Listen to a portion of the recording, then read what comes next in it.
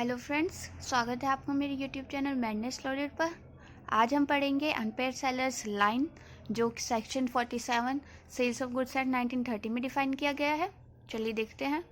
Sellers line subsection 1 कहता है, subject to the provisions of this act the unpaid seller of goods who is in possession of them, जहाँ पर unpaid seller के पास possession होता है goods का, जब तक कि वो डिलीवरी नहीं देता है बायर को, is entitled to retain possession of them until payment और tender of the price in the following cases, namely जब तक कि उसके पास पेमेंट नहीं कर दी जाती है, टेंडर ऑफ द प्राइस नहीं कर दिया जाता है, तब तक उसके पास पोजेशन रहता है, जब तक कि where the goods have been sold without any stipulation as to credit, without अगर जो गुड्स हैं वो बिना किसी स्टिपुलेशन एज टू क्रेडिट के सेल कर दी गई हैं, where the goods have been sold on credit but term of credit has expired, जहाँ पर क्रेडिट पर सेल की जाती है बट जो टर्म होती है क्रेडिट की वो एक्सपायर हो जाती है। इसमें third part, where the buyer becomes insolvent, जहाँ पर बायर इंसॉल्वेंट हो जाता है। इसका सब सेक्शन 2 कहता है, the seller may exercise his right of lien with not standing that he is in possession of the goods as agent और bailee for the buyer. यहाँ पर जो राइट ऑफ लाइन है वो इस बात से डिपेंड नहीं करती है कि वो गुड्स का एजेंट है या बेली बन गया है बायर का। इसमें देखते हैं लाइन होता क्या है। इसमें ये पॉइंट है, ये जो सेक्शन है वो सब सेक्शन 2 तक ही है। इसमें कुछ पॉइंट्स देख लेते हैं। Lien is the right to retain possession of goods until certain charges due in respect of them are paid.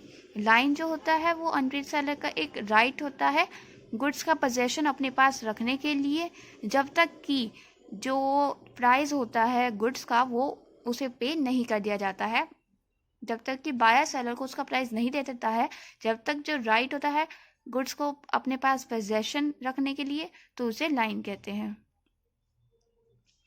The unpaid seller has the right to retain the goods until he receives their price. Unpaid seller के पास right होता है कि वो goods को अपने पास रख सकता है जब तक कि उसको प्राइस पे नहीं कर दिया जाता है। इसमें third point, the right of line is linked with possession and not with title. जो राइट ऑफ लाइन है वो ओनली पोजेशन ऑफ गुड्स के साथ रिलेट करता है, टाइटल के साथ रिलेट नहीं करता है। Where the seller has transferred to the buyer the documents of title to the goods, his line is not defeated as long as he remains in possession.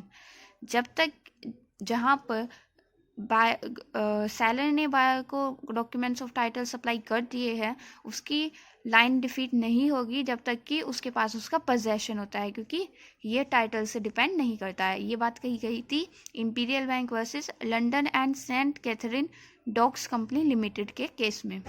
इसमें next point, the right of lien exist only for the price of the goods. जहाँ पर जो right of line होता है वो केवल price के लिए एग्जिस्ट करता है, मतलब रहता है। The seller is not entitled to lien for any other charges, that is charges for storage और the like.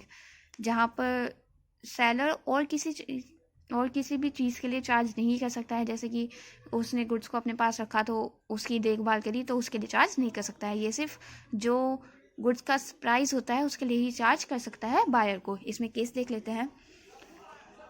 सोम्स versus British Empire Shipping Company, where the price has been tendered, the seller cannot claim to retain the goods further for the expenses incurred by him on storage during the period that he was holding the goods in the exercise of his line। जहाँ पर price पे कर दिया गया है seller, उसके बाद buyer से ये नहीं डिमांड कर सकता है कि लाइन के बाद जो उसने उसकी स्टोरेज रखी गुड्स की उसके लिए भी वो पे करे, ये नहीं हो सकता है।